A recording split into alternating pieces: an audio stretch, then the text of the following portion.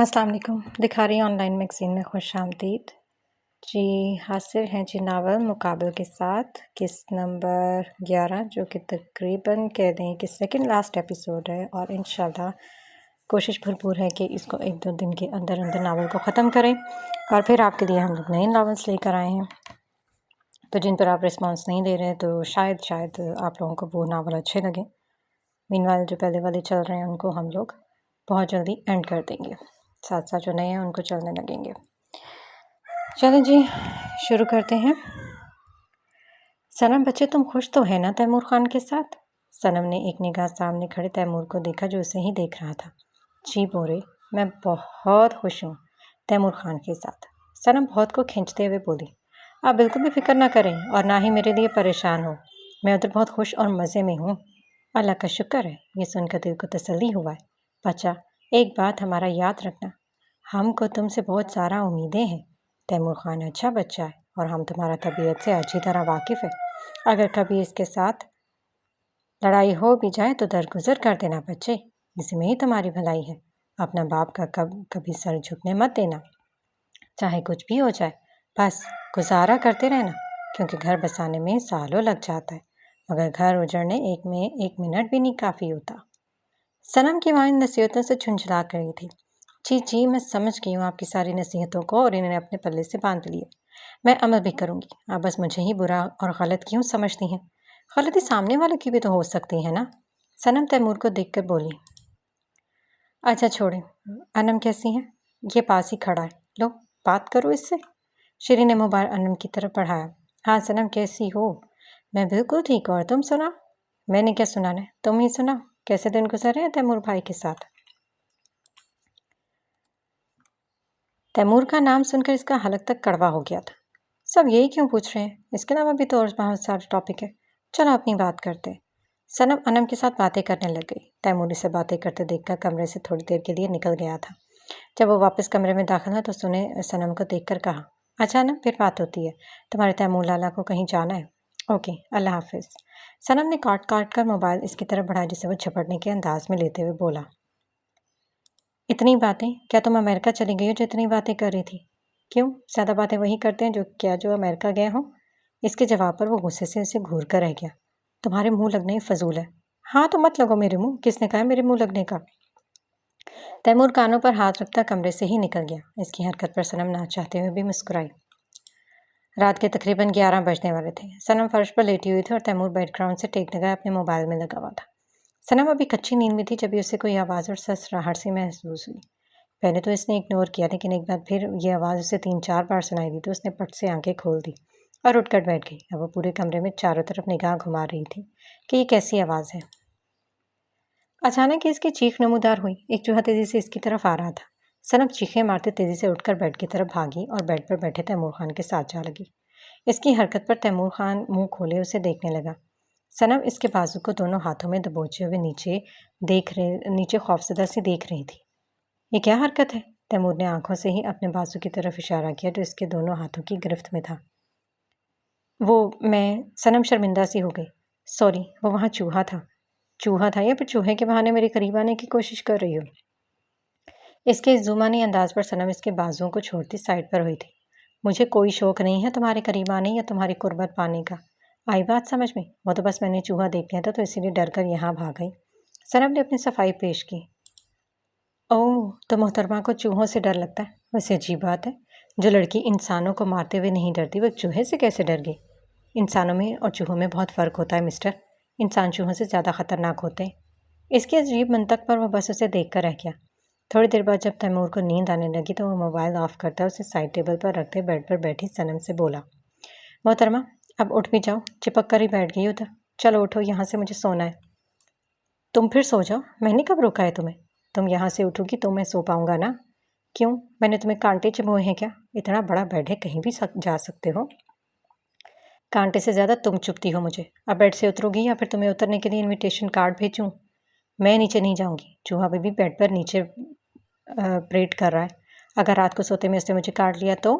फिक्र ना करो, तुम इतनी जल्दी नहीं मरोगी, बल्कि डर है कि तुम्हारे शहर से कहीं ये बेचारा चूहा ना मर जाए।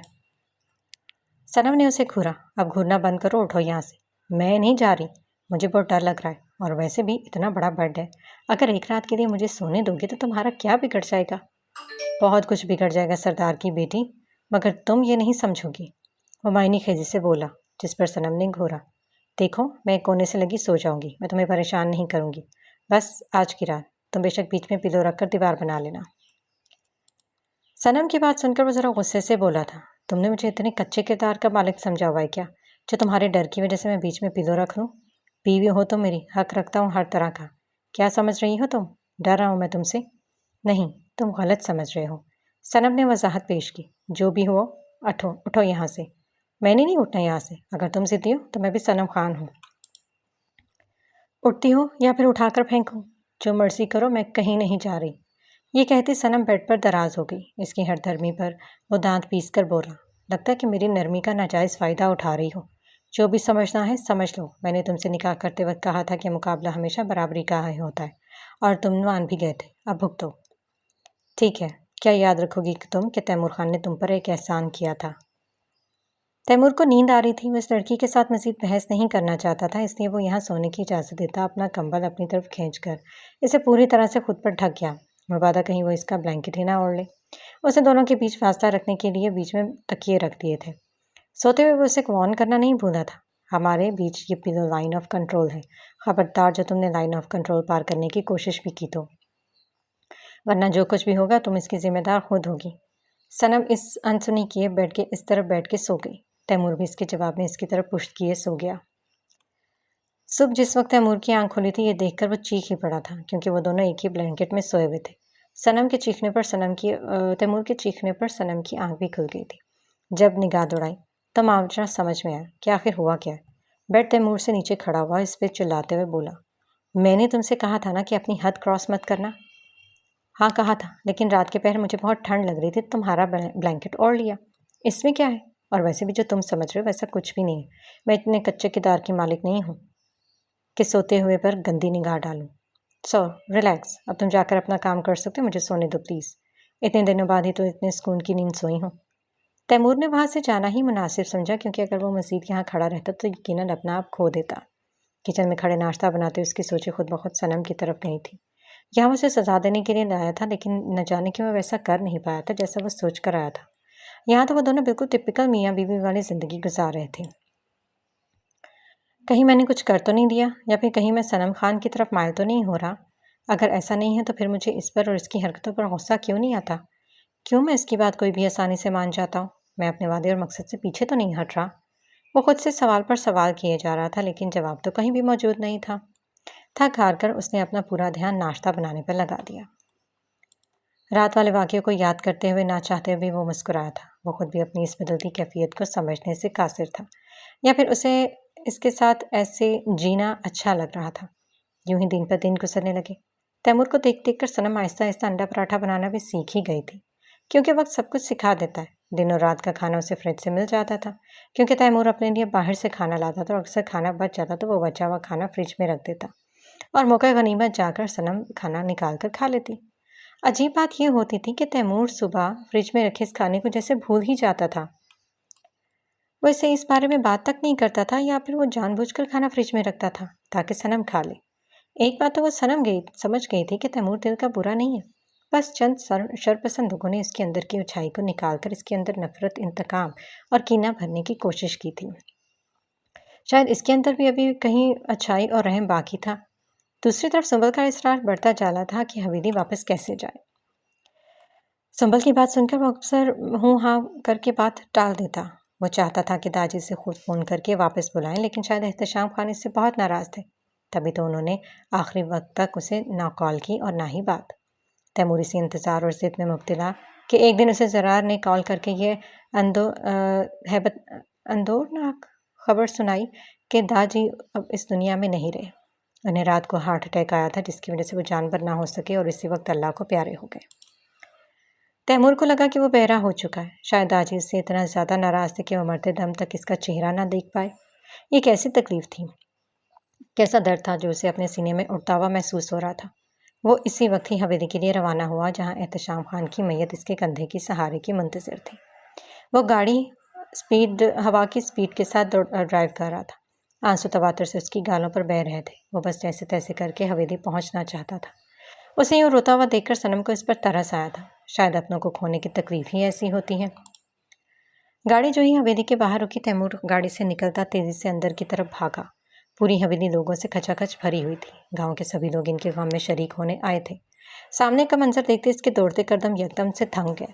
सामने चारपाई पे इसके दाजी की मैयत कफन में लिपटी हुई थी। शायद उसके आने में बहुत ज़्यादा देर कर दी थी और दाजी इसकी रात तकते तकते दुनिया फानी से कूच कर गए थे। दाजी!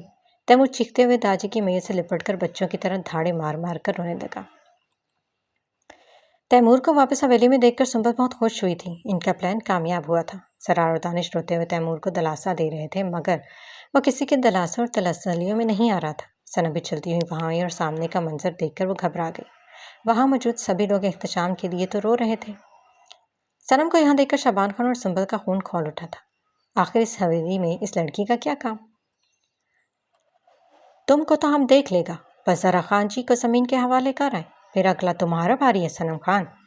शाबान खान नफरत से उसे देखते हुए बोला। एहतशाम खान को आहों और सिसकियों में सुपुर्द खाक कर दिया गया। ताजी की मौत से तैमूर बिल्कुल टूट गया था। उसे रह रह कर एहतशाम खान की वो बातें और वादे याद आ रहे थे जो उन्होंने उससे किए थे। उसे इस बात का बहुत अफसोस था कि वह उनकी ज़िंदगी में इनकी ख्वाहिश, इनका वादा पूरा न कर सका। वो खुद को अपने दाजी की मौत का जिम्मेदार ठहरा रहा था।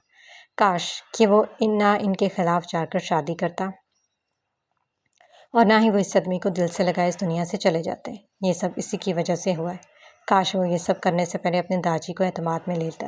काश। इसका दिल फटता जा रहा था। आज वह एहतशाम की कब्र पर आया था। एहतशाम की कब्र को देखते हुए उसने अपना वादा दोहराया कि वह हर सूरत अपने दाजी का वादा पूरा करेगा और जमान खान को उसकी फैमिली और कबीले समेत तबाह बर्बाद कर डालेगा। यही अज़म लिए वो दोबारा घर हवेली रवाना हुआ। दिल में इंतकाम की आग और आंखों में वहशत टपक रही थी। मैं वादा करता हूँ दाजी, मैं जमान खान की बेटी की ज़िंदगी तंग कर दूंगा। इसकी वजह से ही आपको सदमा लगा था ना, और आप मुझसे नाराज़ होकर इस दुनिया से चले गए। अब मैं छोड़ूंगा नहीं। जमान खान को ये खबर मिल चुकी थी कि एहतशाम खान का इंतकाल हो चुका है, तो वो अपनी बीवी और बेटी के साथ ताज़ियत करने हवेली आ पहुँचा।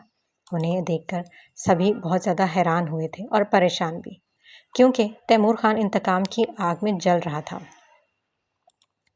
इन्हें देखते ही सनम का चेहरा खुशी से खिल उठा।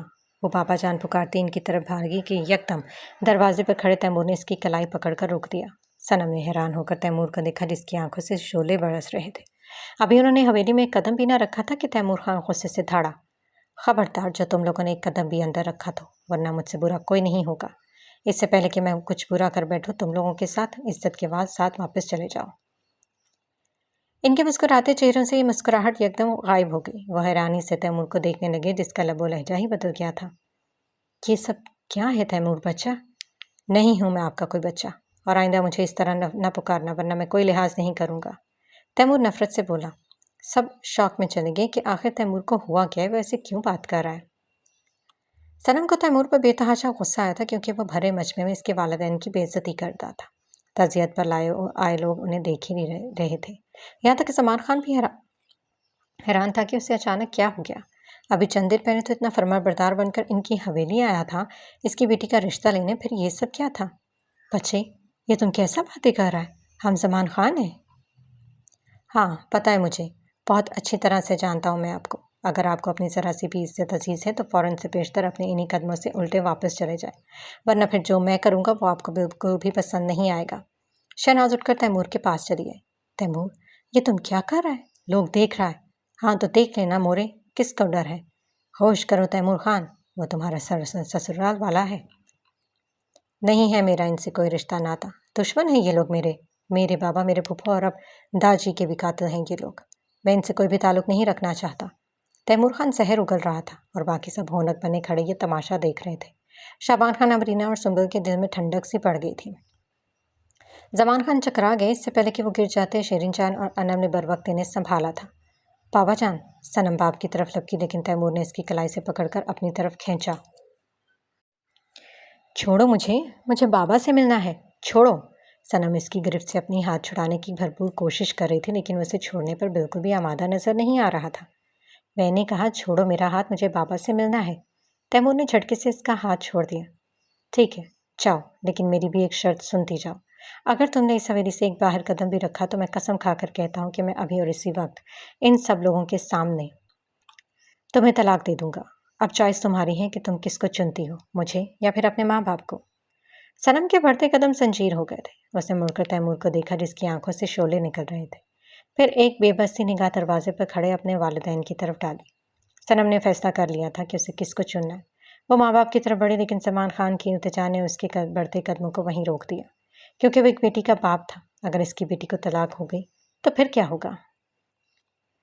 نہیں صنم بچے، تم ایسا نہیں کرے گا، چلو جاؤ، واپس جاؤ۔ مگر بابا جان، میں نے کہا نا بچے کہ واپس جاؤ، چلو جاؤ۔ سلمان خان نے ہاتھ کے اشارے سے اسے واپس جانے کو کہا۔ صنم نے پہلے بار اپنے باپ کو اتنا بے بس اور لاچار محسوس کیا تھا۔ دل میں تیمور خان کے لیے بے انتہا نفرت در آئی تھی۔ دل نے چاہا کہ ابھی اور اسی وقت اسے جان سے مار ڈالے، جس نے آج اس کے بابا جان کو اس سب لوگوں کے سامنے ذلیل و رسوا کر دیا تھا۔ صنم نے دیکھا اس کے شفیق باپ کے قدم لڑکھڑا رہے تھے اور ان کی آنکھوں میں آنسو تھے جب وہ اپنی بیوی اور بیٹی کے ساتھ واپس پلٹ رہا تھا۔ صنم کا دل ہزاروں ٹکڑوں میں بٹا تھا۔ وہ وہیں دروازے پر گرتی چیخ چیخ کر رونے لگی۔ تیمور صنم کی طرف بڑھا اور اس کے بازو سے پکڑ کر اسے زبردستی گھسیٹتا ہوا وہاں سے لے گیا۔ تیمور بچے، تم یہ کیا کر رہا ہے؟ لوگ دیکھ رہے ہیں، چھوڑو اس کو، تم پاگل ہو گیا ہو کیا؟ شہناز نے تیمور کی گرفت سے صنم کو چھڑانے کی بہت کوشش کی، لیکن ناکام رہی۔ تیمور اسے پیچھے ہٹاتے ہوئے انتہائی سرد لہجے میں بولا، ہاں میں پاگل ہو گیا ہوں، پلیز میرے راستے میں حائل مت ہو اور نہ مجھ سے اچھائی کی امید رکھے مورے، دور رہیں ان سب سے۔ یہ اب میرا اور میری بیوی کا معاملہ ہے، پہلے کی طرح ان سب میں اب آپ کا کوئی لینا دینا نہیں ہے۔ یہ کہتا وہ صنم کو لے کر کمرے میں گیا اور دروازہ بند کر دیا۔ پیچھے شہناز اپنی جگہ ساکت رہ گئی کہ آخر تیمور کو اچانک کیا ہوا ہے۔ پہلے تو وہ خود ہی داجی اور باقی سب سے لڑ جھگڑ کر اس سے نکاح کرنے چلا تھا، پھر اچانک یہ سب سمجھ نہیں آ رہا تھا کہ آخر اس کے دماغ میں کیا چل رہا ہے۔ کمرے میں لاتے اس نے صنم کو بیڈ پر پھینک دیا۔ صنم جلدی سے سیدھی ہوئی، اب وہ غصے اور نفرت سے دیکھ رہی تھی۔ تیمور انگلی اٹھائے اسے وارن کرتے ہوئے بولا، آج کے بعد تمہارے لیے تمہارے ماں باپ مر چکے ہیں، تمہارا جینا مرنا اب اس خاندان کے لیے، آئی بات سمجھ میں؟ یہ کہتے ہی وہ کمرے سے نکل گیا۔ پیچھے بیڈ پر بیٹھی صنم کے دل میں نفرت کا لاوا اگلنا شروع ہو چکا تھا۔ وہ اپنے سینے میں اٹھتی اس آگ سے تیمور کو جلا کر راکھ کر دینا چاہتی تھی۔ کاش کہ بابا جان اسے نہ روکے تو وہ بھی اپنے ماں باپ کے پاس ہوتی۔ کاش کہ بابا جان اس کی بات مان لیتے اور اس کا نکاح اس کے ساتھ نہ کرتے تو آج انہیں یہ دن نہ دیکھنا پڑتا۔ آج بالآخر انہوں نے بھی اس کی اصلیت دیکھ لی تھی۔ تیمور نے اس کے والدین اور اس کی بہن کی بڑے مجمع میں بے عزتی کی تھی اور ساری زندگی اس بے عزتی کو نہیں بھلا سکتی تھی۔ اسے تیمور سے شدید گھن آ رہی تھی۔ وہ چاہتی تو بہت کچھ کر سکتی تھی، لیکن پھر وہی باپ اور ماں کی نصیحت یاد آ جاتی کہ چاہے جو کچھ بھی ہو جائے بس گزارا کرتی رہنا۔ وہ کیسے بتاتی کہ گزارا ہی تو وہ نہیں کر پا رہی تیمور کے ساتھ۔ اس کا اب دم گھٹنے لگا تھا یہاں۔ دل چاہتا تھا کہ یہاں سے دور، بہت دور بھاگ جائے، لیکن ماں باپ کے وہ بے بس اور التجاؤں سے بھرے چہرے یاد آ جاتے تو وہ بے بسی ہو جاتی۔ وہ جانتی تھی کہ بابا نے اسے کیوں روکا تھا، کیونکہ وہ نہیں چاہتے تھے کہ ان کی چہیتی بیٹی طلاق کا داغ لے کر واپس قبیلے میں آئی۔ صنم کے دل میں اب تیمور کے لیے سوائے نفرت کے اور کچھ بھی نہیں تھا۔ واپس حویلی آتے ہی انم برس پڑی تھی، مورے یہ سب ہمارا ہی غلطی ہے۔ صنم نے کتنا کہا تھا کہ وہ شخص ہمیں دھوکہ دے رہا ہے، لیکن ہم تھے کہ ہم مان ہی نہیں رہے تھے۔ ہم پر تو اس شخص کی اچھائی کی پٹی بند گئی تھی نا، جو ہم اسے پہچان ہی نہ پائے۔ ہم کتنے بے وقوف ہیں کہ سالوں سے ساتھ پلی بڑی اپنی بیٹی کی باتوں پر یقین کرنے کی بجائے اس ایک دن کے اجنبی شخص کی باتوں پر یقین کر لیا۔ کاش کہ ہم اس وقت صنم کی بات مان لیتے تو آج ہماری صنم کے ساتھ ایسی زیادتی نہ ہو رہی ہوتی۔ ہمارے سامنے اس کے ساتھ تیمور خان نے یہ سب کیا تھا، تو سوچیں اکیلے میں وہ اس کے ساتھ کیا کرتا ہوگا۔ انم کی باتیں انہیں 100% سچ لگی تھی۔ تم سچ کہتا ہے انم، ہمارا عقل پر پتھر پڑ گیا تھا جو ہم اپنا بچی کے بجائے اس پر یقین کر لیے۔ شیریں دوپٹہ پر منہ چھپائے رو دی، اور یہی حال سلمان خان کا بھی تھا۔ وہ سوچ رہے تھے کہ کاش وہ اپنی بیٹی کی بات مان لیتے، اسے یوں کسی اجنبی کے ساتھ اس وقت نکاح کے دور پر پڑھا کر رخصت نہ کرتے تو آج ان کی بیٹی کی یہ حالت نہ ہوتی۔ اس کی اس حالت کے ذمہ دار وہ تینوں ہی تھے۔ تیمور خان سر ہاتھوں میں گرائے روتے ہوئے یہی سوچ رہا تھا کہ نہ وہ صنم خان سے جا کر شادی کرتا اور نہ ہی اس کی داجی کو اس کا صدمہ لگتا اور نہ ہی وہ ہارٹ اٹیک سے مرتے۔ یہ سب میری وجہ سے ہی ہوا ہے۔ وہ بار بار خود کو کوسے جا رہا تھا، اس حقیقت سے لاعلم کہ داجی مرا نہیں تھا بلکہ اسے مارا گیا تھا۔ تیمور کو یوں دیکھ کر شعبان خان اس کے پاس چلا آیا۔ وہ اس کے پاس بیٹھ کر اس کے کندھے پر ہاتھ رکھتے ہوئے بولا، ہم تمہارا دکھ سمجھ سکتا ہے تیمور خان، اور سچ پوچھو تو خان جی کا موت کا بھی تمہارا وجہ سے ہی ہوا ہے۔ نہ تم اس زمان خان کی بیٹی سے شادی کرتا اور نہ ہی خان جی نے اس دنیا سے جاتا. یہ سب تمہارا وجہ سے ہوا. لیکن چاچا میں نے کون سا محبت میں آ کر اس سے شادی کی تھی. میں تو بس اس سے بدلہ لینا چاہتا تھا اور بہت جلد میں داجی کو بھی اس کے بارے میں بتانے والا تھا. مگر تم جو یہ کارنامہ سر انجام دے کر گیا تھا. کون بے وقوف سمجھ پاتا کہ تم مجھے یہ سب بس اپنا بدلہ لینے کے لیے کہا رہا ہے. کیا تم نے ہم میں سے کسی کو اعتماد میں لیا تھا؟ نہیں نا. تو پھر تم ایسا کیسا بول سکتا ہے کہ تم یہ سب اپنا بدلہ لینے کے لیے کیا تھا؟ ہم سب یہی سمجھ رہا تھا کہ تم نے محبت میں آ کر اس سے شادی کی ہے، اور یہی خان جی بھی سمجھ گیا تھا، اور اسی صدمہ سے ان کا جان چلی گئی. تیمور شبان کا ہاتھ پکڑے پھوٹ پھوٹ کر رو دیا. اس بات کا تو غم ہے چاچا جی کہ میں داجی کو اس بارے میں بتا ہی نہیں سکا، اور وہ یہی غم اپنے سینے سے لگائے اس دنیا سے چلے گئے کہ میں نے ان کے عہد کے ساتھ غداری کی. میں خود کو کبھی بھی معاف نہیں کروں گا. شبان خان نے اسے گلے سے لگا لیا. اس کی پیٹھ پر ہاتھ پھیرتے وہ مکاری سے مسکرایا. پھر وہ مکارانہ انداز اپنے ہوتے بولا، اب تم کیا کرے گا؟ اس کا سوال سن کر تیمور اس سے الگ ہوا اور اپنے آنکھیں صاف کرتے ہوئے بولا، کرنا کیا ہے چاچا؟ اب بدلہ لینے کا وقت آ چکا ہے. میں زمان خان کی چہیتی بیٹی کی زندگی اجیرن بنا دوں گا. اسے اتنا مجبور اور بے بس کر دوں گا کہ وہ مجھ سے بوت کی بھیک مانگے، لیکن اسے بھیک نہیں ملے گی، کیونکہ زمان خان کی جان بستی ہے اپنی بیٹی میں، اور جیسے جیسے وہ تڑپے گی اسے دیکھ دیکھ کر وہ بھی تڑپے گا، اور میں یہی چاہتا ہوں کہ وہ تڑپ تڑپ کر مر جائے. شبان خان اس کے کندھے پر ہاتھ رکھتے اسے شاباشی دے کر بولا، یہ ہوا نا مردوں والا بات. بہت اچھا فیصلہ کیا تم نے. ادھر خان جی کا روح بھی بہت خوش ہو رہا ہوگا تمہارا اس فیصلہ سے. شبان خان نے چنگاری چھوڑ دی تھی. اب آگ خود بخود زور پکڑنے والی تھی، کیونکہ تیمور خان کا وہ پختہ ارادہ دیکھ چکا تھا کہ اب کی بار صنم خان اور اس کے باپ کی بالکل بھی خیر نہیں تھی. وہ دل ہی دل میں اپنی اس پلاننگ پر بہت خوش رہا. وہ سوچ رہا تھا کہ کاش وہ بہت پہلے خان جین کو راستے سے ہٹا دیتا تو آج وہ اس بے وقوف سردار کی جگہ پر ہوتا. اس نے دیر ضرور کی تھی، لیکن اتنی بھی نہیں کہ اب کچھ نہیں ہو سکتا تھا، بلکہ اب بھی وہ بہت کچھ کر سکتا تھا. ایک تیر سے وہ دو شکار کرنے کا سوچے بیٹھا تھا. تیمور جب کمرے میں داخل ہوا تو صنم خان کو بیڈ پر گھٹنوں میں سر دیے بیٹھا پایا. وہ چل کر اس کے پاس آیا. صنم نے گھٹنوں سے سر اٹھا کر اس کو دیکھا. اس کی آنکھیں رونے کی وجہ سے سرخ ہو چکی تھی. اس نے تیمور کو دیکھ کر نفرت سے اپنا منہ پھیر لیا. باپ کی بے عزتی کی وجہ سے رو رہی ہو؟ اس کی اس حالت کو دیکھتے ہوئے اس پر طنز کرتے ہوئے بولا، ویسے بڑا ہی افسوس ہو رہا ہوگا تمہیں، بلکہ نہیں دکھ، اچھا لفظ استعمال کرنے کے لیے. بہت دکھ ہو رہا ہوگا نا تمہیں اپنے باپ کو یوں سب کے سامنے ذلیل ہوتے دیکھ کر. ہاں بھیا، آخر کون سردار شخص یہ برداشت کرے گا کہ بھرے مجمع میں اسے ذلیل و رسوا کر دیا جائے؟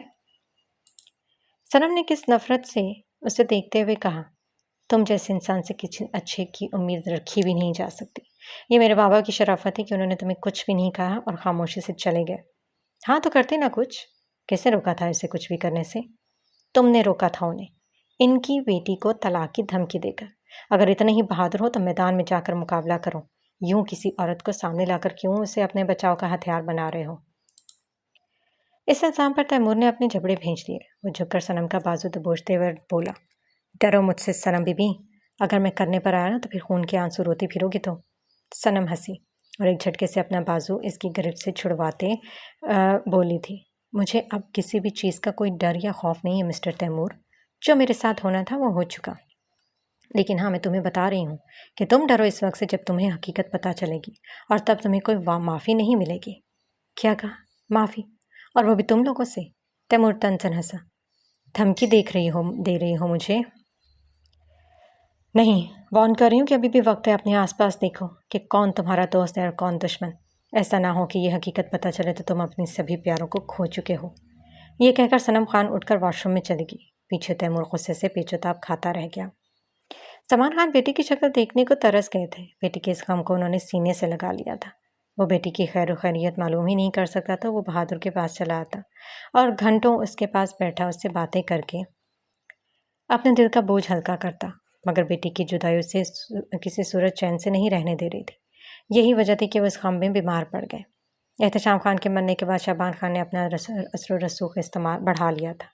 تیمور خان وہی کرتا جو شبان خان کرنے کو کہتا، اور اس کا نتیجہ یہ نکلا کہ وہ آہستہ آہستہ سب سے دور ہونے لگا، یہاں تک کہ تیمور اب ماں بہنوں، پھپھو اور اس کے بچوں سے بھی بدظن ہو گیا تھا. زبیدہ اپنے شوہر اور بچوں کے ساتھ واپس شہر چلی گئی تھی، کیونکہ تاجی کی موت کے بعد ان کی کوئی عزت نہیں رہی تھی. اب اس حویلی میں شبان خان کا ہی حکم چلتا تھا. جو وہ کہتا وہی ہوتا. اسی لیے ان لوگوں نے یہاں سے چلے جانا بہتر سمجھا. صنم کو بالکل ایک دیوار سے لگا دیا گیا تھا. وہ حویلی میں بولائی بولائی پھرنے لگی۔ اپنی بوریت کو مٹانے کے لیے اس نے فریشہ، زرلشتہ اور پلوشت سے دوستی کر لی تھی۔ ان دنوں بہنوں کو صنم بطور اپنی بھابھی بہت اچھی لگی تھی۔ سنبل سے تو لاکھ درجے بہتر تھی۔ اس کے ساتھ اپنی بہنوں کو بہت اچھا وقت گزارتا تھا۔ شعبان خان کا اصرار بڑھنے لگا تھا کہ وہ اس کی بیٹی سے شادی کر لے، اور وہ مان بھی گیا تھا۔ یہ خبر سن کر سنبل کی خوشی کا کوئی ٹھکانہ نہ تھا۔ وہ پوری حویلی میں اتراتی پھر رہی تھی۔ وہ جان بوجھ کر صنم سے لڑائی کی کوشش کرتی، لیکن صنم اس کے منہ نہیں لگنا چاہتی تھی، اس لیے وہ اگنور کر کے وہاں سے چلی جاتی۔ لیکن آج اس نے پھر صنم کا راستہ روک لیا۔ صنم کو حویلی کا چکر لگاتے دیکھ کر سنبل اس پر طنز کرتے ہوئے بولی، یہ آج حویلی کا بڑا چکر لگ رہا ہے، سب خیر تو ہے نا؟ صنم دونوں بازو سینے پر لپیٹتے ہوئے بولی، ہاں بس سوچا کہ کمرے میں بیٹھی بیٹھی بور رہی ہوں تو کیوں نہ باہر جا کر حویلی کا چکر لگا لوں۔ یہ آج تم کو حویلی کا خیال کہاں سے آ گیا؟ کہیں تم پھر سے کوئی سازش تو نہیں بنا رہا؟ صنم ہنس کر بولی، سازشیں کرنا مجھے نہیں آتی، یہ تو تم لوگوں کا کام ہے نا۔ کیوں صحیح کہا نا میں نے؟ بکواس بند کرو تم اپنا، ورنہ ہم تم کو حویلی سے باہر نکال دے گا۔ سنبل نے اس کو دھمکی دی، جس پر صنم ہنسی۔ اچھا، کس حیثیت سے نکالو گی تم مجھے اس حویلی سے؟ کیونکہ ہم بہت جلد تیمور خان کا بیوی بننے والا ہے، سنبل اترا کر بولی۔ اور یہ سن کر ایک لمحے کے لیے صنم خاموش سی ہو گئی تھی۔ پھر بولی، ہاں تو کیا ہوا، لیکن تم سے زیادہ حیثیت میری ہے اس حویلی میں۔ حیثیت؟ سنبل اس پر ہنسی۔ کس حیثیت کا بات کر رہا ہے تم؟ تیمور خان تو تم کو گھاس نہیں ڈالتا۔ ہاں تو میں کون سا بکری ہوں جو وہ مجھے گھاس ڈالے گا؟ سنبل آپے سے باہر ہو گئی۔ تم خود کو سمجھتا کیا ہے آخر، کہ اس بات کا تم کو اکڑ ہے؟ ہو کون تم؟ میں ایک سردار کی بیٹی اور دوسرے سردار کی بیوی ہوں، مجھے اس بات کا گھمنڈ ہے، آئی بات سمجھ میں؟ اور تم کیا؟ کچھ بھی نہیں۔ صنم اس پر ہنسی، اور یہ ہنسی سنبل کو آگ لگا گئی۔ اس نے صنم کو مارنے کے لیے ہاتھ اٹھایا تھا، جسے صنم نے بیچ میں ہی روک لیا۔ سنبل کی کلائی اس وقت صنم خان کی سخت گرفت میں تھی۔ صنم اس کی کلائی مروڑتے ہوئے درست لہجے میں بولی، خبردار جو آئندہ مجھ پر ہاتھ اٹھانے کی دوبارہ ایسی کوشش بھی کی تو، ورنہ تمہارا یہ ہاتھ صحیح سلامت واپس نہیں آئے گا تمہارے پاس، توڑ کے رکھ دوں گی میں اسے۔ یہ کہہ کر صنم نے غصے سے اس کا ہاتھ جھٹک دیا اور وہاں سے چلی گئی۔ پیچھے اپنی کلائی پکڑے سنبل درد سے رو پڑی۔ رات کو کھانے پر اس نے روتے ہوئے تیمور سے صنم کے بارے میں 1 سے 4 لگا دی، اور جھوٹ بولا کہ صنم نے اس پر ہاتھ اٹھایا، اور اس کا یہ نتیجہ نکلا کہ وہ کمرے میں جاتے ہی صنم کا بھڑک اٹھا۔ تمہاری ہمت کیسے ہوئی سنبل پر ہاتھ اٹھانے کی؟ صنم جو کوئی میگزین پڑھ رہی تھی، اس کے الزام پر سر اٹھا کر اسے دیکھا۔ ایسے کیا دیکھ رہی ہو، میں نے کچھ پوچھا ہے تم سے؟ صنم نے میگزین بیڈ پر پھینکا اور اس کی طرف دیکھتے بولی، دیکھو، جس نے بھی کچھ تم سے کہا ہے نا، سب جھوٹ کا ہے، تو پھر تم ہی سچ بتا دو۔ تو پھر سن لو، سچ یہ ہے کہ اس نے مجھ پر ہاتھ اٹھانے کی کوشش کی تھی، اور میں نے اس کا ہاتھ جھٹک کر صرف اسے وارن کیا تھا۔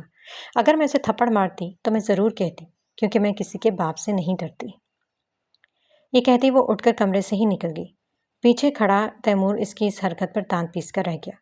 تیمور نے صنم کو سبق سکھانے کے لیے دوسرے ہی دن سادگی کے ساتھ سنبل کے ساتھ نکاح کر لیا تھا۔ تیمور سنبل کو لیے کمرے میں داخل ہوا تو دیکھا صنم واردروب میں گھسی کچھ نکال رہی تھی۔ آہٹ سن کر اس نے پلٹ کر دیکھا تو تیمور سنبل کا ہاتھ پکڑے کمرے میں آ چکا تھا۔ سنبل کے ہونٹوں پر وہ طنزیہ مسکراہٹ صاف دیکھ سکتی تھی۔ وہ دونوں کو اگنور کیے واپس اپنے کام میں مگن ہو گئی۔ تیمور اسے دیکھتے ہوئے بولا، اپنا بوریا بسترا گول کرو اور نکلو اس کمرے سے، اب یہ کمرہ ہم دونوں کا ہے۔ اس نے مسکرا کر سنبل کو دیکھا جو اسے ہی دیکھ رہی تھی۔ جواب میں صنم اپنی کتابیں سینے سے لگاتی بولی، زبانی جمع خرچ نہ کریں، میں پہلے ہی سے ہی اپنا سارا سامان یہاں سے شفٹ کر چکی ہوں، بس یہ کتابیں لینے آئی تھی، تمہارا کمرہ تمہیں ہی مبارک ہو۔ یہ کہتی وہ کمرے سے نکل گئی۔ اس کے جاتے ہی تیمور نے سنبل کا تھاما ہوا ہاتھ بھی چھوڑ دیا۔ سنبل نے حیرانی سے اسے دیکھا، جو بیڈ پر بیٹھا اب گہری سوچ میں پڑ گیا تھا۔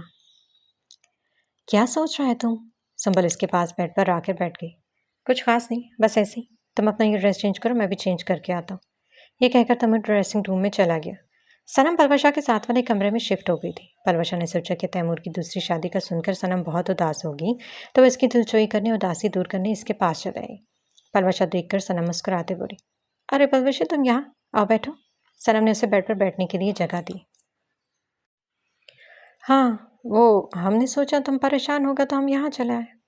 صنم کتاب ٹیبل پر رکھتے بولی، میں پتہ کیوں پریشان ہونے لگی، وہ لالا نے سنبل سے شادی بنا لیا ہے نا، اسی لیے۔ پلوشا کی اس معصومیت پر صنم مسکرائی، تم بالکل ہی پاگل ہو پلوشی، میں بلا کیوں پریشان ہونے لگی؟ میری بلا سے وہ 1 کے بجائے 10 ساٹیاں کر لے، مجھے اس سے کوئی فرق نہیں پڑتا۔ مجھے تو اب اس کی شکل سے بھی نفرت ہو گئی ہے۔ اس کے شادی کرنے اور اس کا کمرہ چھوڑنے سے مجھے یہ لگ رہا ہے جیسے میں کسی پنجرے کی قید سے آزاد ہو گئی ہوں۔ ویسے اچھا ہی ہوا ہے، اس طرح مجھے اس کی شکل تو نہیں دیکھنی پڑے گی نا۔ خدا کا قسم تم بہت بہادر ہے صنم خان. اگر ہم تمہارا جگہ ہوتا تو دھاڑے مار مار کر روتا. سوتن کر برداشت کرنا بڑا دل گردہ کا کام ہے. صنم اس کی بات سن کر ہنسی. آج تم نے بابا والی بات کہہ دی. وہ بھی اکثر مورے سے یہی کہا کرتے تھے کہ میری صنم خان بہت بہادر ہے, اسے کوئی بھی شکست نہیں دے سکتا.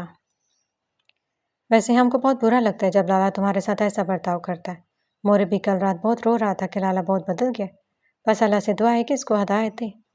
اچھا خیر, یہ چھوڑو زری اور وریشا کا. وہ ہمارا کمرے میں ہے. اچھا چلو وہیں چلتے ہیں. مجھے نیند نہیں آ رہی تو آج مل کر اس خوشی کو انجوائے کرتے ہیں. صنم پلوشا کا ہاتھ پکڑ کمرے سے باہر نکل آئی. صنم کو اپنے کمرے میں دیکھ کر وہ دونوں بہنیں بہت خوش ہوئی تھیں.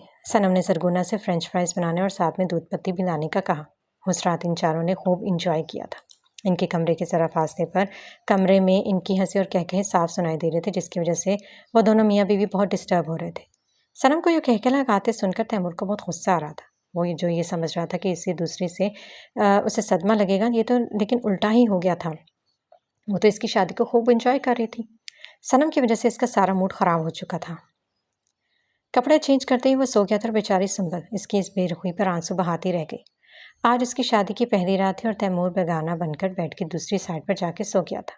تیمور نے شادی کیا کی؟ صنم تو جیسے آزاد ہی ہو گئی تھی.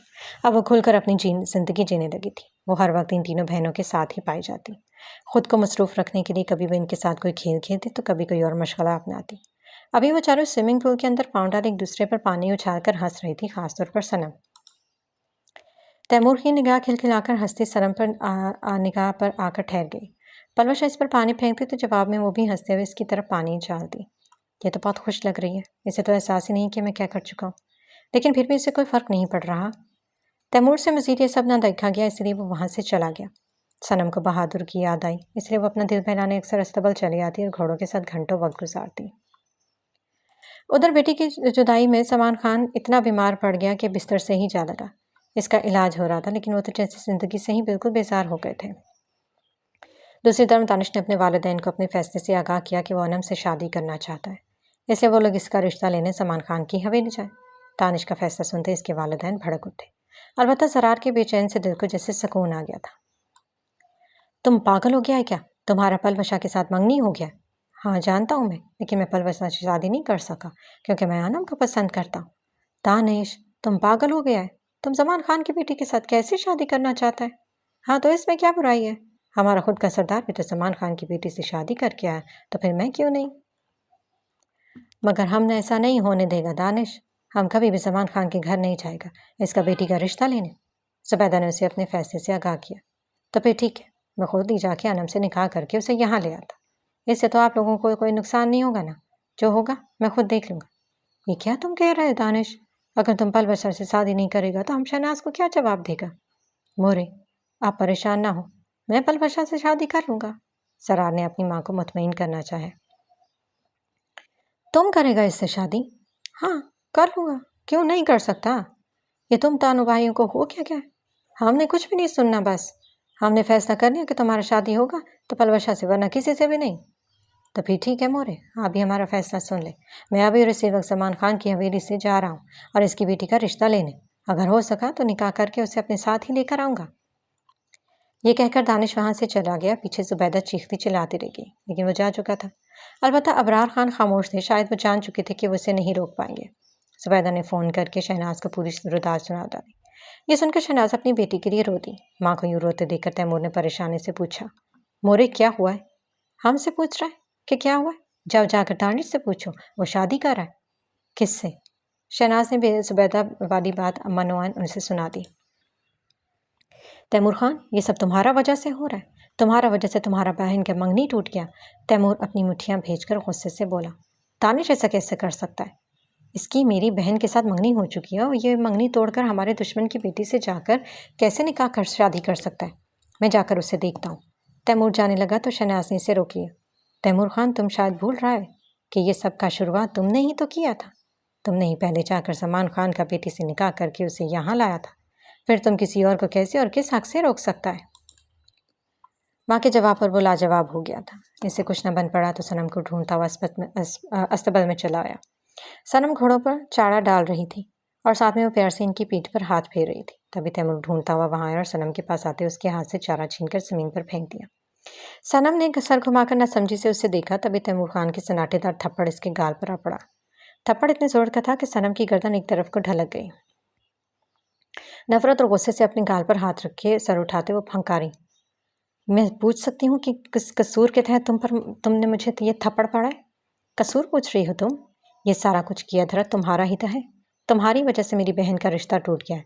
तानिश ने इनकार कर दिया मेरी बहन से शादी करने से, और तुम्हारी बहन से शादी करने तुम्हारे बाप की हवेली गया। अच्छा, तो क्या मैंने तानिश से कहा है कि वो तुम्हारी बहन को छोड़कर मेरी बहन से जाकर शादी करे? हाँ, हो भी सकता है। तुमसे कुछ भी करने की उम्मीद की जा सकती है। मुझे तुम पर जरा बराबर भी भरोसा नहीं है। हाँ तो ना करो भरोसा। मैंने कहा है तुमसे कि मुझ पर भरोसा करो। न जाने क्यों इसकी आंखें नम सी होने लगी थी। मगर एक बात जान लो तैमूर खान, तुम अच्छा नहीं कर रहे। एक वक्त आ गया जब तुम्हें अपने किए पर पछतावा होगा। तुम मेरे पास आओगे मुझसे अपने किए की माफ़ी मांगने, लेकिन मैं तुम्हें कब बिल्कुल भी माफ़ नहीं करूँगी। ये याद रखना तुम मेरी बात। सनम वहाँ से चली गई और तमीर वहाँ खड़ी इसकी बातें सोचता रहेगी। समझ नहीं आ रही है आखिर वो क्या कर रहा है। उसे इस बात का गुस्सा नहीं था कि दानिश इसकी बहन से शादी नहीं कर रहा। शायद इसमें इस बात का गुस्सा था कि इसकी दूसरी शादी पर करने पर वो कुछ बोली क्यों नहीं, क्यों इसे बुरा नहीं लगा। शायद वो चाह रहा था कि इसकी शादी पर रिएक्ट करे, उससे बास पुरस करे, इससे पूछे कि क्यों किया उसने इसके होते हुए दूसरी शादी।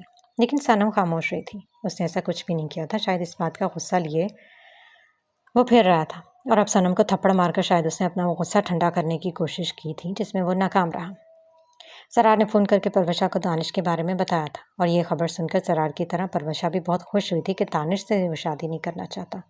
अब वो दोनों दुआएं कर रहे थे, बस दानिश जल्दी से अनम से निकाह करके उसे घर लाए तो फिर इन दोनों का रास्ता भी साफ हो जाएगा। फिर इन दोनों को शादी करने से कोई भी नहीं रोक सकता। तैमूर की दूसरी शादी की खबर दूसरे कबीले तक भी पहुंच गई थी, और इस खबर ने सलमान खान को बहुत गहरा सदमा दिया था। रह रहकर उसे सनम की फिक्र खाई जा रही थी कि ना जाने उसकी बेटी का क्या हाल होगा। बेटी के गम ने उसे बिस्तर पर डाल दिया था। ना कुछ खाते और ना ही पीते, बस सनम को ही याद करते रहते। शीरी और अनम इनकी इस हालत से बहुत परेशान थे। यही तो इनके घर का वाहिद मर्द और इनका सहारा था। अगर इसे कुछ हो जाता तो फिर इनका क्या होता। शीरी और अनम का वक्त ज़्यादातर दुआओं में ही गुजरता था कि काश इनके वाहिद सरबराह की तबीयत संभल जाए, वो बिल्कुल ठीक हो जाए, वरना फिर इनका क्या होगा। वो दोनों माँ बेटी एक दूसरे का सहारा बनी हुई थी। अपने बाप की यह हालत देखकर अनम को इस खानदान से शदीद नफरत सी हो गई थी। इस वक्त वो जाए नमाज पर बैठी अपने बाबा और बहन के लिए दुआ मांग रही थी, और शीरी सलमान खान के पास मौजूद थी। तभी एक मुलाजमा इसके पास चली आई और इसकी खबर दी कि कोई मेहमान आया है। माँ को मसरूफ़ देखकर अनम ही इस मेहमान से मिलने चली है, लेकिन जिस शख्स पर इसकी निगाह पड़ी उसे उसका खून खोल उठा। दानिश उसे देखकर मुस्कुराया। तुम्हारी हिम्मत कैसे हुई हमारे घर की दहलीज पार करने की? वो गुस्से से उसकी तरफ लपकी। उसे यूं शदीद गुस्से में देखकर एक लम्हे के लिए दानिश डर सा गया। क्यों आए हो तुम यहाँ? अनम चिल्लाई।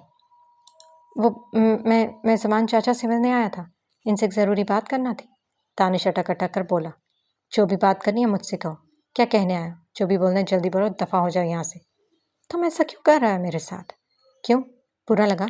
इसी तरह तुम्हारे कज़न सरदार तैमूर खान ने हमें भी ऐसे भरे मजमे में जलील और रस्वा करके अपनी हवेली की दहलीज से वापस लौटाया था ना। लेकिन मेरा इससे क्या ताल्लुक़ है? ताल्लुक़ है, बहुत गहरा ताल्लुक़। तुम दोनों की रगों में एक ही खून दौड़ता है, और मुझे नफ़रत है तुमसे और तुम्हारे सो कॉल्ड पूरे ख़ानदान से। तुम लोगों ने मेरी बहन पर जुल्म के पहाड़ तोड़े, और इसकी वजह से मेरे बाबा भी बीमार पड़ गए। वो ना कुछ खाते और ना पीते, बस सनम को याद करते। ये सब तुम लोगों की वजह से हुआ है। अनम चेहरा हाथों में छुपाए रो पड़ी। दानिश का दिल डूब सा गया। दानिश इसके पास आया इसे दिलासा देने, लेकिन अनम गुस्से से उसे खुद से दूर करते हुए चीख कर बोली, हाथ मत लगाना मुझे, और दफ़ा हो जाओ यहाँ से, निकलो यहाँ से। अनम उसे धक्के देकर बाहर निकालने लगी, तभी शोर सुनकर शीरी जान वहाँ चली आई। दानिश को देखकर वो हैरान हुई थी। अरे दानिश पतेर, तुम इधर? अच्छा हुआ कि आप आ गई, वरना आपकी बेटी तो मुझे दरवाजे से ही बाहर निकालने वाली थी। दानिश भागकर शीरी जान के पास आया। मोहरे, आप अभी क्या भी इसे यहाँ से भेजे। क्या कर रहा है तुम अना? मेहमान है ये हमारा, और मेहमानों से ऐसा सलूक नहीं किया जाता, चाहे वो हमारा दुश्मन ही क्यों ना। हमारा रवायत में है कि घर में कोई आए मेहमान समझा है, दुश्मन को भी मेहमान ही समझा जाता है। शीरी ने अनम को डांट दिया। अनम शोर मचाती रहेगी, लेकिन शीरी जान उसे सलमान खान के पास ले आई। कमरे में आकर जब दानिश ने सलमान खान की हालत देखी तो और परेशान हो गया। ये सब क्या है? इन्हें क्या हुआ है? दानिश के सवाल पर अनम ने ही उन्हें जवाब दिया। यह सब तुम लोगों की करम नवाजी है मिस्टर दानिश खान। तुम लोगों की वजह से मेरे बाबा की ये हालत हुई है। सलमान खान ने होले से मुस्कुराकर दानिश को देखा, जो इनके पास ही इनका हाथ पकड़े बैठा था। آپ کی طبیعت کیسی ہے؟ سلمان خان نے سر ہاں میں ہلایا۔ ہم ٹھیک ہے بچہ، تم سناؤ کس سلسلے میں آیا ہے؟ وہ چاچا، آپ کے پاس ایک بہت ضروری بات کرنا تھی، دانش نے پاس کھڑی انم کو دیکھتے کہا۔ ہاں بولو بچے، میں آپ لوگ دونوں سے کچھ بات کرنا چاہتا ہوں اکیلے میں۔ دانش کا اشارہ صاف تھا کہ انم کو یہاں سے نکالو۔ انم بچہ، تم تھوڑی دیر کے لیے باہر جاؤ، جا کے چائے شائے کا بندوبست کرو، ہمارا گھر مہمان آیا۔ انم نے کھا جانے والی نگاہوں سے دانش کو دیکھا اور وہاں سے چلی گئی۔ اسے یوں خود سے خفا دیکھ کر دانش مسکرایا۔ ہاں بچو، بولو اب کیا بات کرنا چاہتا ہے؟ دانش نے بڑی ہمت کر کے ان کے سامنے اپنا پرپوزل رکھا تھا، جسے سنتے ہی شیری جان تو غصے میں ہی آ گئی۔ ایک ہمارا بچی کا حالت دیکھا ہے تم نے، اور اب تم ہمارا دوسرا بچی کا بھی یہی حال کرنا چاہتا ہے؟ آپ غلط سمجھ رہی ہیں، میرا ایسا کوئی ارادہ نہیں ہے۔ میں سچ میں انم سے بہت محبت کرتا ہوں اور اسی سے شادی کرنا چاہتا ہوں۔ میں تیمور لالا سے بہت مختلف ہوں، میں خود تیمور لالا کے اس اقدام کے خلاف ہوں۔ وہ اچانک انہوں نے انم سے شادی کر کے انہیں بتا دوں کہ آپ لوگ اکیلے نہیں ہیں۔ آپ مجھ پر یقین کریں، میرا برا ارادہ ہرگز بھی نہیں ہے۔ میں خدا کی قسم اٹھانے کو تیار ہوں کہ آپ کہیں گے تو میں ادھر گھر داماد بن کر بیٹھ جاؤں گا۔ مجھے آپ لوگوں کا بیٹا بننا ہے۔ میرا یقین کریں، میری کسی بری نیت سے ادھر نہیں آیا۔ میں بس انم سے نکاح کرنا چاہتا ہوں اور اسے اپنی عزت بنانا چاہتا ہوں۔ شیری جان خاموش ہو گئی اور البتہ زمان خان سوچ میں پڑ گئے۔ لیکن دروازے میں کھڑی انم نے یہ سنا تو وہ بفری ہوئی تیزی سے دانش کے پاس آئی اور غصے سے بولی، تمہاری ہمت بھی کیسی ہوئی سوچنے کی کہ تم زمان خان کی دوسری بیٹی سے شادی کرو گے؟ ایک بیٹی کی کیا حالت ہے ہم دیکھ چکے ہیں، اور تم لوگ چاہتے ہو کہ زمان خان کی دوسری بیٹی کو بھی اپنے قبضے میں کر لو تاکہ زمان خان کو بالکل ہی بے بس اور لاچار کر دو۔ نہیں انم، میرا ایسا کوئی ارادہ نہیں، تم غلط کہہ رہی ہو۔ میں سچ میں تمہیں پسند کرتا ہوں۔ ہاں، سچ تو بس تم لوگ ہی بولتے ہو نا۔ یہی باتیں تمہارا وہ سو کالڈ کزن بھی کہہ کر گیا تھا، اور ہم اس کی انہی باتوں سے بے وقوف بن کر صنم کا نکاح اس کے ساتھ کر دیا، اور پھر کیا ہوا تم اچھی طرح سے جانتا ہے۔ لیکن دانش کچھ کہنا چاہتا تھا، لیکن انم نے اس کی بات کاٹ دی اور اس کی بازو سے پکڑے وہاں سے کھینچ کر نکالنے لگی۔ بس بہت ہوئی تمہاری باتیں، اب جاؤ یہاں سے، ہم تمہاری شکل بھی نہیں دیکھنی۔ دانش نے ایک نگاہ خاموش کھڑی شیری جان اور زمان خان پر ڈالی، جنہوں نے اسے دیکھنے پر اس کی نگاہیں چرا لی۔ وہ جان گیا تھا کہ ان کا جواب کیا ہے، اس لیے وہ مزید کچھ بھی کہے وہاں سے خاموشی سے نکل گیا۔ سرار اور گلرخ بے چینی سے اپنی بھابھی کا انتظار کر رہے تھے، لیکن جب دانش کو اکیلے اور خالی ہاتھ دیکھا تو وہ سمجھ گئے کہ کیا ہوا ہے۔ سرار دانش کے پاس ہو کر بولا، یہ بھابھی کہاں ہے؟ دانش نے سرخ ہوتی آنکھوں کے سامنے کھڑی اپنی ماں کو دیکھا، جو اس کے ہی جواب کی منتظر تھا۔ خوش ہو جائیں آپ کی بدعائیں اور دلی مرادیں پوری ہوگی۔ نہیں ہوا میرا رشتہ وہاں، اب تو خوش ہے نا آپ، چاہے خوشیاں منائیں۔ دانش غصے سے اپنے کمرے میں چلا گیا اور پھر اسی دن سے ہی وہ زبیدہ سے ناراض سا رہنے لگا۔ وہ گھر کا کھانا بھی نہیں کھاتا تھا اور وہ اپنا زیادہ تر وقت گھر سے باہر ہی گزارتا تھا۔ زبیدہ اپنے بیٹے کی اس خفگی اور ناراضگی سے بہت زیادہ پریشان تھی۔ انہیں احساس ہو گیا تھا کہ انم اس کے بیٹے کے لیے کتنی اہمیت رکھتی ہے۔ اب اگر زمان خان مان جاتا تو وہ اپنے بیٹے کی شادی وہاں ضرور کرائے گی، کیونکہ خاندان سے زیادہ اس کے لیے اس کا بیٹا اہم تھا، اور ویسے بھی اب خاندان میں رہا ہی کون تھا۔ باپ فوت ہو چکا تھا اور تیمور خان بس اپنے فیصلے پر ہر کسی پر زبردستی تھوپ رہا تھا۔ سارا نظام اس نے بگاڑ کر رکھ دیا تھا۔ شبان خان نے تیمور خان کو اپنے ہاتھ کا کھلونا بنا لیا تھا، وہ جیسے چاہتا اسے چلاتا۔ اب آہستہ آہستہ اس کے قدم سرداری کی طرف بڑھ رہے تھے۔ سب سے پہلے اس نے صنم کو راستے سے ہٹانے کا سوچا، کیونکہ وہ تیمور کی پہلی بیوی تھی، اور خاندان میں پہلی بیوی ہمیشہ ہی طاقتور مانی جاتی تھی۔ اگر اس سے تیمور کی اولاد ہو گئی تو پھر ان کے لیے بہت بڑا خطرہ بن جائے گا، اس لیے سب سے پہلے اس نے صنم کو ہی راستے سے ہٹانا مناسب سمجھا، اور وہ پھر تیمور کے کان بھرنے لگا کہ صنم کو طلاق دے کر اس کے باپ کے پاس بھیج دے۔ زمان کی بیٹی کے لیے طلاق کا صدمہ بہت بڑا ہوگا، وہ اس صدمے کو برداشت نہیں کر پائے گا اور وہ مر جائے گا۔ اس طرح وہ زمان سے بدلہ لینے میں بھی کامیاب ہو جائے گا۔ تیمور کو اس کا مشورہ اچھا تو لگا تھا، لیکن وہ ابھی اس بارے میں نہیں سوچ رہا تھا۔ شبان خان ہر روز اسے اکساتا اور جواب میں تیمور بس سر ہلا کر رہ جاتا، اور اس طرح اس کے بعد گول کر جانے پر شبان کو اس پر بہت غصہ آتا۔ وہ سب سمجھ رہا تھا کہ اصل میں تیمور چاہتا ہی نہیں ہے کہ وہ صنم کو طلاق دے، اس لیے یہاں ناکامی دیکھتے ہوئے اس نے اپنا ایک الگ ہی پلان بنایا تھا، جس سے صنم خان کو طلاق بھی ہو جاتی اور سرداری کا تاج بھی اس کے سر سج جاتا۔ وہ کہتے ہیں نا کہ ہر عروج کو زوال آتا ہے، بالکل اسی طرح اب شبان خان کو بھی زوال آنے والا تھا۔ بہت گناہ کر لیے تھے، اب ان کی بھرپائی کا وقت آ چکا تھا۔ یہ دنیا مکافات عمل ہے، جو جیسا بوتا ہے ویسا ہی کاٹتا ہے۔ شبان خان کی پوٹلیاں گناہوں سے بھر چکی تھی۔ وہ سوچ رہا تھا کہ وہ بہت بڑا پلانر ہے، لیکن وہ بھول چکا تھا کہ اس سے بھی زیادہ بہترین پلانر اوپر موجود ہے۔ وہ تیزی سے اور کامیابی کے ساتھ اپنے مقصد یعنی سرداری کی طرف گامزن تھا، مگر اسے اس وقت پریشانی کا سامنا کرنا پڑا جب دلاور خان اس کی راہ میں رکاوٹ بننے جب اچانک سے کہیں نکل کر اس کے سامنے آ گیا تھا۔ دلاور خان کو دیکھ کر اس کی سیٹی گم ہوئی تھی، کیونکہ دلاور خان اس کے کئی رازوں سے واقف تھا۔ وہ اس کا بہت بھروسے والا اور وفادار آدمی تھا، لیکن وہ جب وفادار کتا ہی مالک پر بھونکنے لگے تو سمجھ جاؤ کہ وہ تمہیں بھی کسی بھی وقت کاٹ سکتا ہے۔ اب شعبان خان کا یہی خوف ستائے جا رہا تھا، کیونکہ اس کے پاس اس کے کئی راز تھے جو وہ سب اس کے سامنے اگل دیتا تو اس کا بچنا ناممکن ہی تھا۔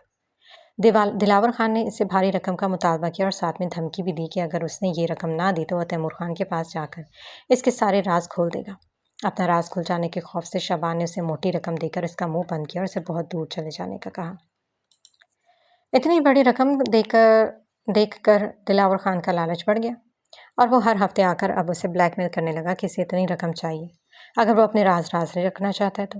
جب اس کی بلیک میل ایک حد سے بڑھ گئی تو شعبان نے اپنا دعویٰ آزمانے کا سوچا، کیونکہ دلاور خان اب اس کے ہاتھ سے نکل چکا تھا، اور جب پاگل کتا قابو سے باہر ہو جائے تو اسے ختم کر دینا چاہیے، ورنہ وہ ہر کسی کو کاٹتا پھرتا ہے۔ اسے سوچ لیا تھا کہ اب دلاور خان کو جان سے مار ڈالنا ہی چاہیے، اس طرح اس کے سارے راز اس کے ساتھ زمین میں دفن ہو جائیں گے اور پھر اس کے راز سوائے اس کے اور کوئی بھی نہیں جانتا ہوگا۔ شعبان نے دلاور خان کے بارے میں اپنی بیوی اور بیٹی کو بتا دیا۔ وہ دونوں شعبان خان کے رازوں سے خوب اچھی طرح واقف تھیں۔ اب انہیں بھی یہ خوف ستانے لگا تھا کہ ان کا راز کھل گیا تو پھر ان کی خیر نہیں، خاص طور پر سنبل کی کہ شاید تیمور اسے طلاق دے کر اپنی زوجیت سے ہی بے دخل کر دے۔ وہ تینوں اب سر جوڑے سوچ رہے تھے کہ دلاور خان سے کیسے نپٹا جائے۔